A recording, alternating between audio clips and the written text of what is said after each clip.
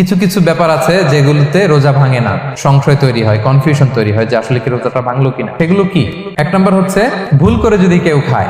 দুই নম্বর হচ্ছে এটা বিবাহিতদের জন্য, বিবাহিতরা ফিজিক্যাল ইন্টারকোর্স যদি করে, দেহ থেকে সিমেন আউট হলে রোজা ভেঙে যায়, কিন্তু স্বাভাবিক মেলামেশার সাথে রোজা ভাঙে না। তিন নম্বর ওয়েট ড্রিম, বাংলায় বলে স্বপ্ন দোষ।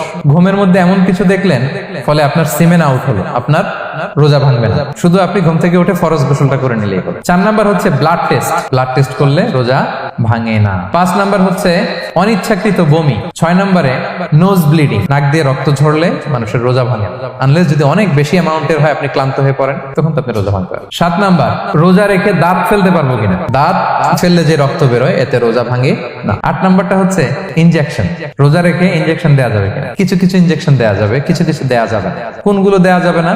এনার্জেটিক ইনজেকশন দেওয়া যাবে না, যে ইনজেকশনে ফুড সাপ্লিমেন্টারি আছে, যেটার মধ্যে নিউট্রিশন ভ্যালু আছে, এই ইনজেকশন গুলো দেওয়া যাবে না। কিন্তু পেইন কিলার যে ইনজেকশন গুলো আছে এটা দিতে পারবেন। অ্যান্টিবায়োটিক ইনজেকশন দিতে পারবেন, অ্যানেস্থেটিক ইনজেকশন দিতে পারবেন, এই জাতীয় মেডিকেশন ইনজেকশন গুলো দিতে পারবেন। নয় নম্বরে কিছু কমন ব্যাপার আছে, এর মধ্যে এক নম্বর হচ্ছে টুথপেস্ট। রোজা রেখে টুথপেস্ট দিয়ে ব্রাশ করা যাবে কিনা? যাবে, কিন্তু না করাই ভালো।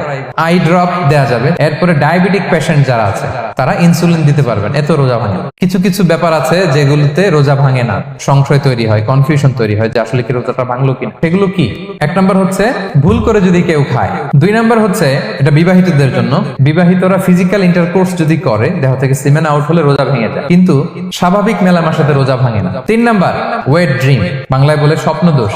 ঘুমের মধ্যে এমন কিছু দেখলেন ফলে আপনার সিমেন আউট হলো, আপনার রোজা ভাঙবে না, শুধু আপনি ঘুম থেকে উঠে ফরজ গোসলটা করে নিলেই হবে। চার নাম্বার হচ্ছে ব্লাড টেস্ট, ব্লাড টেস্ট করলে রোজা ভাঙে না। পাঁচ নাম্বার হচ্ছে অনিচ্ছাকৃত বমি। ছয় নম্বরে নোজ ব্লিডিং, নাক দিয়ে রক্ত ঝরলে মানুষের রোজা ভাঙে না, আনলেস যদি অনেক বেশি অ্যামাউন্টের হয়, আপনি ক্লান্ত হয়ে পড়েন, তখন তো আপনি রোজা ভাঙতে পারেন। সাত নাম্বার রোজা রেখে দাঁত ফেলতে পারবো কিনা, দাঁত ফেললে যে রক্ত বেরোয় এতে রোজা ভাঙে না। আট নাম্বারটা হচ্ছে ইনজেকশন, রোজা রেখে ইনজেকশন দেওয়া যাবে কিনা। কিছু কিছু ইনজেকশন দেওয়া যাবে, কিছু কিছু দেওয়া যাবে না। কোনগুলো দেওয়া যাবে না? এনার্জেটিক ইনজেকশন দেওয়া যাবে না, যে ইনজেকশনে ফুড সাপ্লিমেন্টারি আছে, যেটার মধ্যে নিউট্রিশন ভ্যালু আছে, এই ইনজেকশন গুলো দেওয়া যাবে না।